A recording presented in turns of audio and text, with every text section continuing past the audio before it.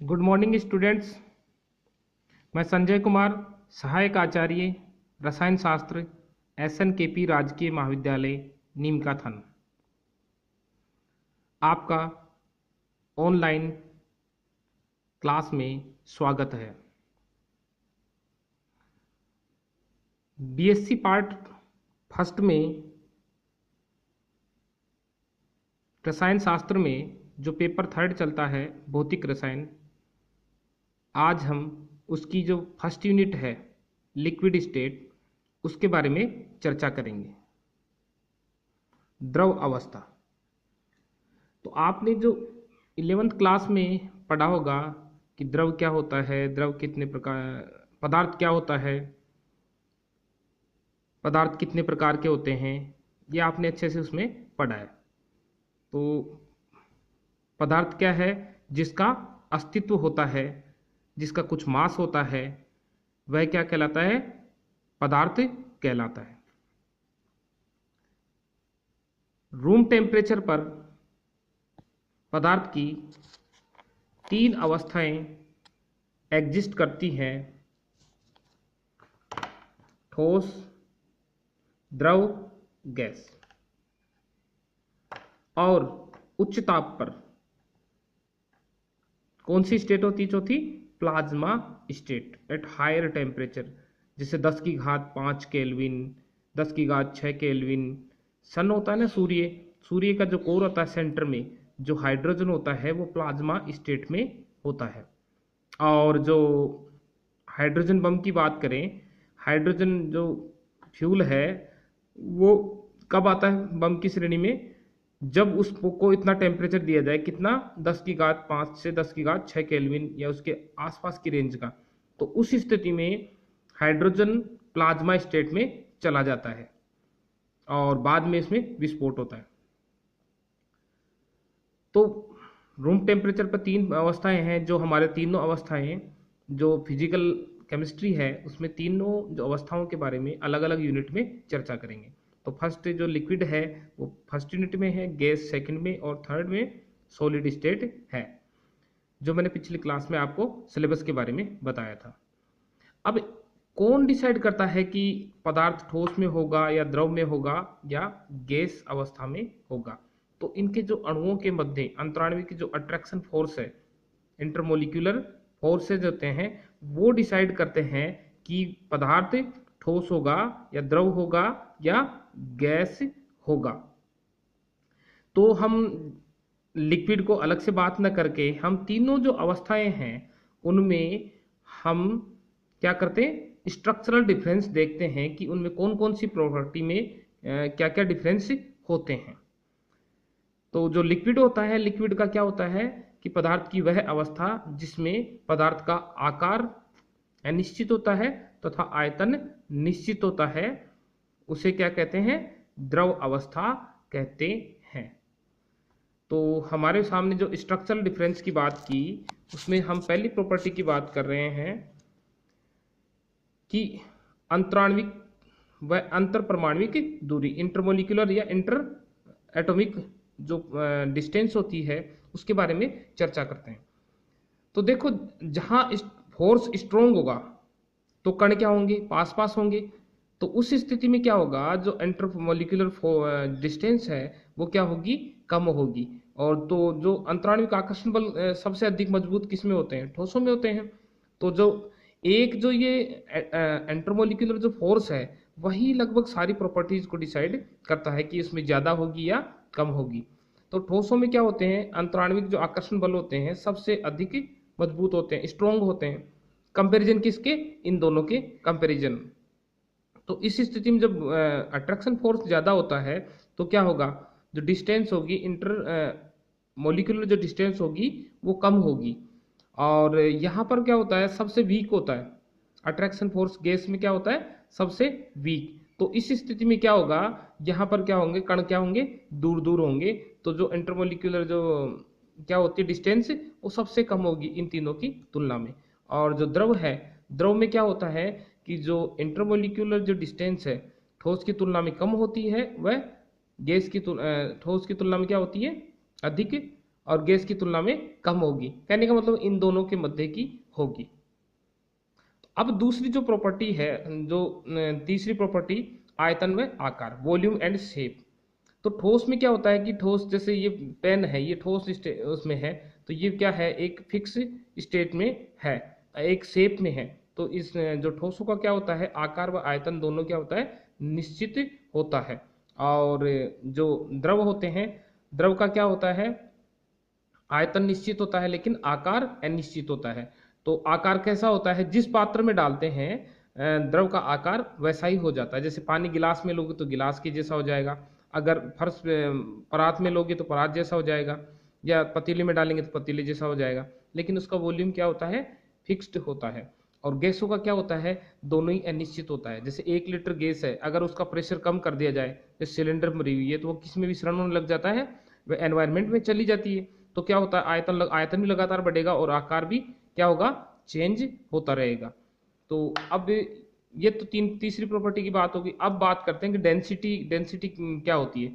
तो मैंने जैसे पहले हम बताया कि जो अंतराण्विक जो आकर्षण बल होते हैं, वो ही लगभग सारी इन प्रॉपर्टीज को डिसाइड करते हैं। तो यहाँ पर सॉलिड्स में क्या होता है कि जो अंतराण्विक आकर्षण बल होते हैं वो मजबूत होते हैं। तो मजबूत होंगे तो कण क्या होंगे, पास पास होते हैं। तो इस स्थिति में डेंसिटी क्या होगी, सॉलिड की ज्यादा होती है। और सबसे यहाँ पर जो गैसों में अंतराण्विक आकर्षण बल क्या होते हैं, सबसे कमजोर होते हैं, कण दूर दूर होते हैं। तो इस स्थिति में जो इसकी डेंसिटी क्या होगी, सबसे कम इन दोनों में। और जो द्रव है उसकी डेंसिटी ठोस से कम व गैस से अधिक होती है।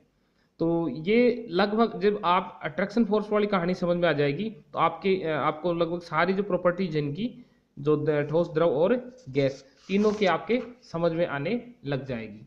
अब बात करते हैं कि जैसे हीट का क्या इफेक्ट पड़ता है इस पर।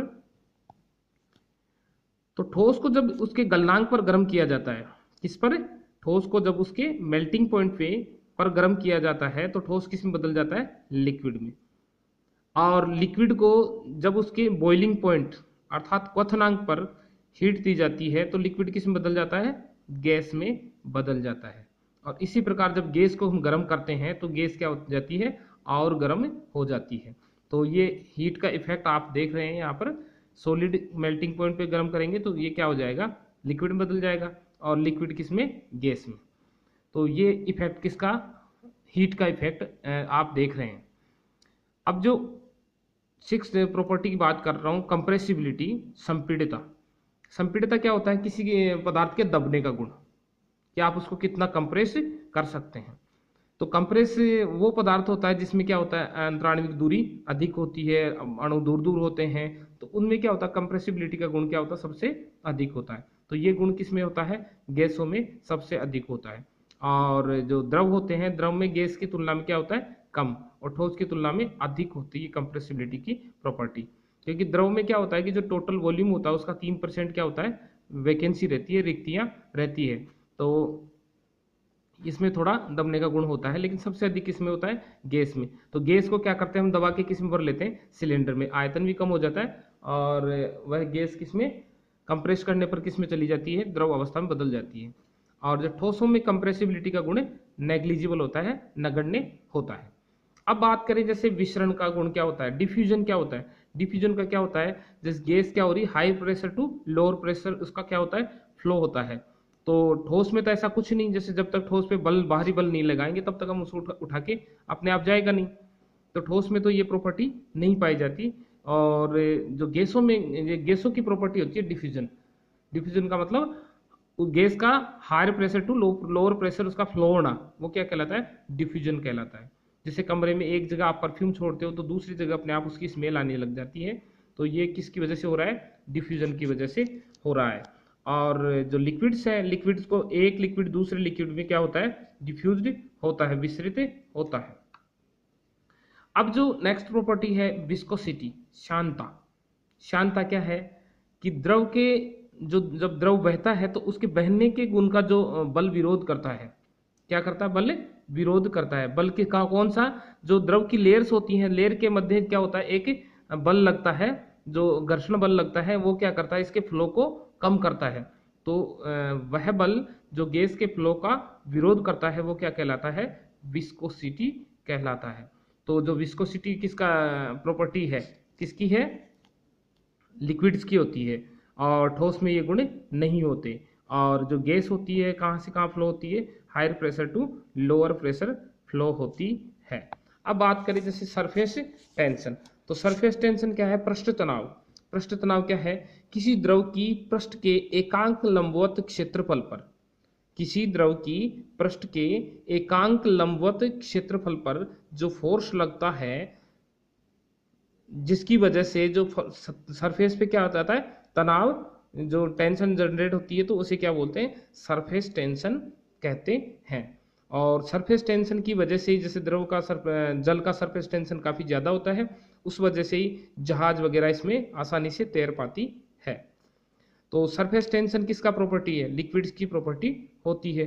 तो सरफेस टेंशन किस में, सॉलिड्स में तो होता नहीं। तो गैस में क्या होता है, गैस के पात्र में सभी तरफ क्या होता है, जो प्रेशर क्या होता है, समान होता है। तो ये जो सरफेस टेंशन की प्रॉपर्टी क्या होगी, किसकी होगी, लिक्विड्स की। और गैस में ये वाला जो कंडीशन लागू नहीं होती। तो गैस में क्या होता है, सभी तरफ जो गैस के अणु है वो फ्रीली मूव करते रहते हैं, और चारों तरफ जो दबाव क्या डालते हैं, समान डालते हैं। अब बात करें जैसे इसकी वाष्प दाब।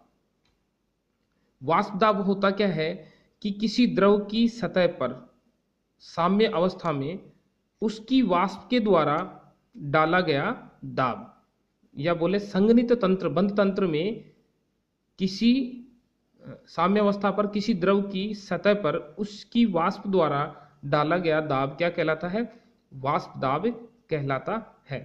तो वाष्प दाब किसमें सबसे ज्यादा गुण किसका होता है, गैसेज का होता है। और ठोस में वेपर प्रेशर होता नहीं, नेग्लिजिबल होता है। और ठोस से जो लिक्विड्स होते हैं उसका वेपर प्रेशर ठोस से अधिक होता है, गैसों से कम होता है। अब बात करें विषम दैशिकता, एनआइसोट्रोपी। तो आपने अच्छे से पढ़ा होगा, जो 12th का जो सॉलिड स्टेट वाला लेसन था उसमें था। विषम दैशिकता क्या होता है कि जो क्रिस्टलीय ठोस है उसमें अलग अलग दिशाओं पर कुछ भौतिक गुण, जैसे अपवर्तनांक हो गया, कठोरता हो गया, चालकता, या इनका अध्ययन किया जाए तो अलग अलग डायरेक्शन में क्या होते हैं, इनके मान क्या होते हैं, अलग अलग प्राप्त होते हैं। तो उसे क्या बोलते हैं, विषम दैशिकता, एनाइसोट्रोपी कहते हैं। तो सॉलिड्स की प्रॉपर्टी होती है एनाइसोट्रोपी, तो सॉलिड्स में प्रेजेंट होती है, और लिक्विड्स क्या होते हैं, समदैशिक प्रकृति के होते हैं, और गैसेज भी क्या होती हैं, समदैशिक आइसोट्रोपिक नेचर की होती है। अब बात करें जैसे इसमें एंट्रोपी क्या होता है। एंट्रोपी क्या होता है, किसी तंत्र की अव्यवस्था, किसी तंत्र में अव्यवस्था जितनी अधिक होगी उसकी एंट्रोपी क्या होगी, उतनी ही अधिक होगी। तो किसी तंत्र की अव्यवस्था को क्या कहते हैं, एंट्रोपी। तो अव्यवस्था कौन सी वाले में ज्यादा होगी, जब अणु दूर दूर होते हैं, अट्रैक्शन फोर्स कम होते हैं, तो उस स्थिति में क्या होगा, अव्यवस्था अधिक होगी। तो गैसों की एंट्रोपी क्या होती है, अधिक होती है, और लिक्विड्स की क्या होती है, उससे कम होती है, वह सॉलिड्स में सबसे कम। क्योंकि सॉलिड में क्या होता है, आकार व आयतन क्या है, निश्चित है, और अट्रैक्शन फोर्स भी क्या है इनके मध्य, अणुओं के मध्य, वो भी स्ट्रोंग होता है। तो उस स्थिति में सबसे कम किसकी होगी, एंट्रोपी इसकी होगी। तो ये मैंने आपको स्ट्रक्चरल डिफरेंस बताया कि सॉलिड और लिक्विड में, गैस में, तीनों में जो संरचनात्मक भिन्नता होती है वो क्या होती है। क्योंकि ये एग्जाम के अंदर ये 1.5-2 नंबर की टिप्पणी आती है, वो पूछी जाती है, इसलिए मैंने आपको यहाँ आपसे डिटेल से बताया। अब बात करते हैं कि लिक्विड्स कितने टाइप के हैं। तो एक तो है आयनिक लिक्विड्स, ठीक है। आयनिक लिक्विड्स में क्या होंगे, लिक्विड में सब आयन प्रेजेंट होंगे। जैसे NaCl सोडियम क्लोराइड, उसको मेल्ट कर दें तो वो लिक्विड फॉर्म में आ जाएगा, तो उसको क्या बोलेंगे, आयनिक लिक्विड। और जो मेटेलिक लिक्विड्स होते हैं, तो मेटेलिक लिक्विड्स में धातु की, इसमें गलित अवस्था में जो मेटल्स है, जैसे कॉपर ले लो, उसको मेल्ट कर लें, या आयरन ले लें, तो मेल्ट जो गलित अवस्था में जो धातु है, तो उसमें जो ये किस में है, लिक्विड फॉर्म में, तो उसे बोलते हैं मेटेलिक लिक्विड्स। मेटेलिक लिक्विड्स में क्या है, मुक्त इलेक्ट्रॉन सिद्धांत की बात करें तो उसमें क्या होते हैं, इलेक्ट्रॉन्स क्या होते हैं कि ये फ्रीली मूव करते रहते हैं। तो आप यहाँ पर देख सकते हैं, ये इसमें मैंने मेटेलिक लिक्विड्स की बात की। और कोहेसिव लिक्विड्स, संयोजित द्रव। संयोजित द्रव में आप सीधा ये ध्यान रखिए कि इनमें क्या होगा, हाइड्रोजन बॉन्डिंग प्रेजेंट होगी। इन लिक्विड्स में क्या होगी, हाइड्रोजन बॉन्डिंग प्रेजेंट होगी, या ये कहें कि पोलर कोवलेंट कंपाउंड्स होते हैं, ध्रुवीय सहसंयोजक यौगिक इस श्रेणी में आते हैं। जैसे वाटर है, तो वाटर में क्या होता है, हाइड्रोजन बॉन्डिंग होती है ना, और एथेनॉल है, एथेनॉल में हाइड्रोजन बॉन्डिंग होती है, तो ये किस श्रेणी में आएंगे, संयोजित द्रव की श्रेणी में आते हैं। तो यहाँ पर ये अब आते हैं जैसे कोवलेंट लिक्विड्स। तो कोवलेंट लिक्विड्स में जो होते हैं ना ऑर्गेनिक सॉल्वेंट्स, ऑर्गेनिक सॉल्वेंट्स कौन से, जैसे जो उदासीन अणु होते हैं जिनमें वांडरवाल फोर्सेस प्रेजेंट होते हैं, जैसे बेंजीन हो गया, कार्बन टेट्राक्लोराइड हो गया, तो ये किस श्रेणी के लिक्विड्स हैं, कोवलेंट लिक्विड्स श्रेणी में आते हैं। तो आज हमने इनकी जो प्रॉपर्टीज थी लिक्विड्स की, और लिक्विड और सॉलिड लिक्विड और गैसेस में क्या अंतर थे, उसकी हमने अच्छे से इसमें मैंने डिस्कस किया है। और मैं जहाँ तक समझता हूँ आप इसको अच्छे से एंजॉय करेंगे और इसको आप घर पर स्टडी करेंगे। Thank you.